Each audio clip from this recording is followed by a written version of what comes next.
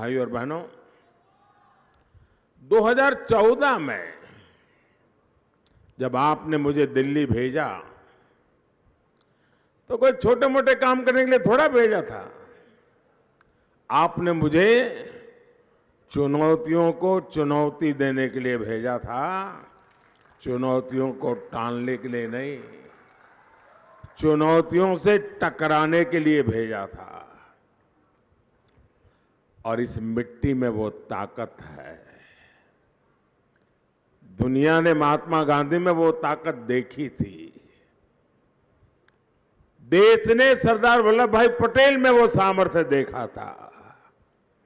इस मिट्टी में वो ताकत है जिसने मुझे पाला पोसा बड़ा किया, और मैं आपके द्वारा दिए गए संस्कारों से, आपके द्वारा दी गई शिक्षा से आज देश की सेवा करने में दिन रात खपाता रहता हूं। आज मैं संतोष के साथ कह सकता हूं कि मैंने कोई कोर कसर बाकी नहीं छोड़ी। ये कांग्रेस के लोग देश को डराते थे कि राम मंदिर बनेगा तो देश में आग लग जाएगी। राम मंदिर बना कि नहीं बना? शान से बना कि नहीं बना? प्रभु राम की प्राण प्रतिष्ठा हुई कि नहीं हुई? क्या कहीं कोई आग लगी क्या? कहीं तू मैं भी हुआ क्या? देश भर के लोगों ने मिल करके उस उत्सव के रूप में मनाया कि नहीं मनाया? यानी कांग्रेस के लोग जमीनी हकीकतों से कितने कटे हुए हैं और अपनी वोट बैंक की राजनीति के लिए किस प्रकार से लोगों को भयभीत रखते हैं, डराते रहते हैं, इसका उत्तम उदाहरण है। देश में कोई आग नहीं लगी, लेकिन कांग्रेस के दिलों में जो आग लगी है वो कोई बुझा नहीं सकता। आप कल्पना कीजिए, देश आजाद होने के दूसरे दिन प्रभु राम का मंदिर बनना शुरू होना चाहिए था, लेकिन नहीं हुआ। देश को लड़ाई लड़नी पड़ी। 70-75 साल तक उसको रोकने के लिए कांग्रेस ने लगातार कोशिश की, अदालत में भी कोशिश की, बाहर भी की, कानून बदले ताकि राम मंदिर बने नहीं। लेकिन आखिरकार न्यायालय ने निर्णय दिया, बेटा आप वो फोटो मैंने देख लिया, बैठ जाइए, पीछे लोगों को परेशान कर रही हो आप बैठ जाइए। उन्होंने जो राम मंदिर के ट्रस्टी हैं, उन्होंने सब चीजें माफ कर दी।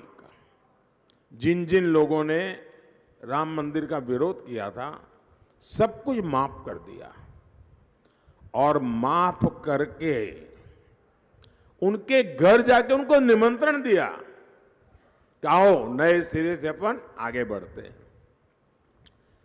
लेकिन ये लोग देखिए, प्रभु राम के मंदिर की प्राण प्रतिष्ठा का निमंत्रण ठुकरा दिया, सिर्फ और सिर्फ अपनी वोट बैंक को खुश करने के लिए। वोट बैंक की राजनीति में ये इतने डूबे हुए हैं कि वो संतुलन खो बैठे हैं। साथियों, ये कहते थे कि जम्मू कश्मीर से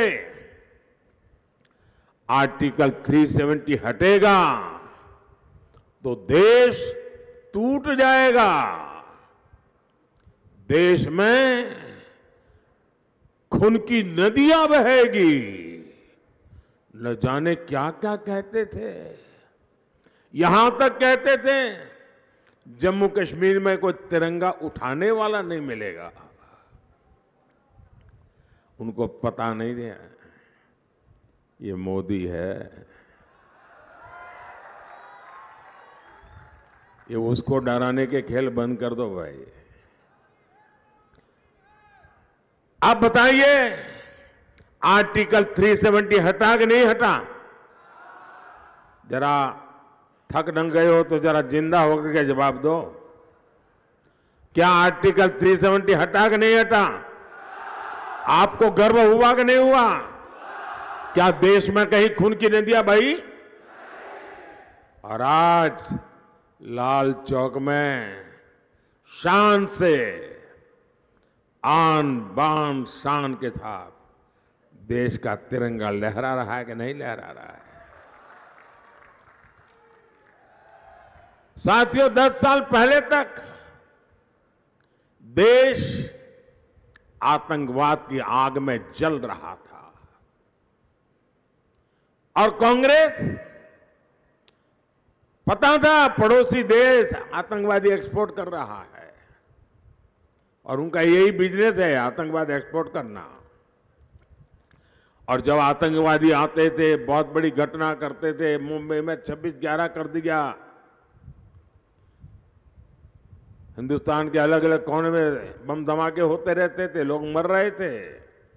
कश्मीर में आए दिन हमारे वीर जवान शहीद होते रहते थे और उस समय की कमजोर सरकार क्या करती थी?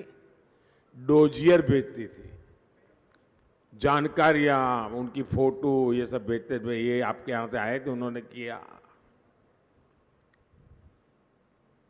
और कांग्रेस पाकिस्तान से कहती थी कि बताओ भाई साहब, हम पर बम क्यों फोड़ते हो? वो भी एक जमाना था, डोजियर भेजते थे।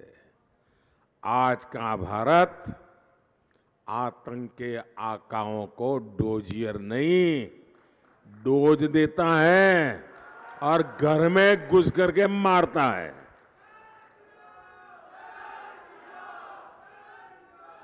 साथियों, हमारे देश में वोट बैंक की राजनीति की शिकार अगर कोई हुई तो हमारी मुस्लिम बहनें शिकार हुई। सुप्रीम कोर्ट ने निर्णय दे दिया था, ये संविधान लेके घूम रहे हैं ना शाहजादे, अगर संविधान के प्रति इतना सम्मान है तो भारत के संविधान ने बनाई हुई सर्वोच्च अदालत ने कहा था शाहबानू के केस में, लेकिन आपने सुप्रीम कोर्ट का अपमान करके कानून बना दिया और मुस्लिम बहनों को संरक्षण नहीं दिया। और 3 तलाक खत्म होने से सिर्फ मुस्लिम बहन को सुरक्षा मिली तो नहीं, पूरे परिवार को सुरक्षा मिली है। क्योंकि जब बेटी शादी करके जाती थी तब पूरा परिवार बड़े सपनों के साथ बेटी को ससुराल भेजता था, लेकिन चिंता रहती थी मुसलमान परिवार को कि कहीं दामाद 3 तलाक बोल करके बेटी को वापस न भेज दें। भाई को चिंता, पिता को चिंता, मां को चिंता, और ऐसी कितनी ही बेटियां 3 तलाक सुन करके घर लौट आती थी। परिवार के परिवार तबाह हो जाते थे। लेकिन वोट बैंक की राजनीति के लिए इन्होंने 3 तलाक के कानून को, परंपरा को रोकने के लिए हिम्मत नहीं दिखाई। मुझे वोट बैंक की चिंता नहीं थी, मैं चुनाव की हार जीत के हिसाब से देश नहीं चलाता हूं। मैं मेरी मुसलमान बेटियों को सुरक्षा देना चाहता था और मैंने इस देश में से 3 तलाक उसको खत्म कर दिया।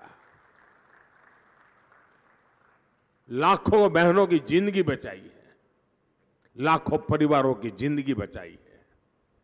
भाइयों और बहनों, आपके आशीर्वाद से मोदी ने जब ये सब किया तो कांग्रेस के शाहजादे को बुखार आ जाता है, तकलीफ हो जाती है, और बुखार में इंसान कुछ भी बोल देता है। शाहजादा कह रहा है कि अगर मोदी तीसरी बार आया तो फिर देश में आग लग जाएगी। बोलो, ये पता नहीं इनके दिमाग में आग कहां से भर गई है।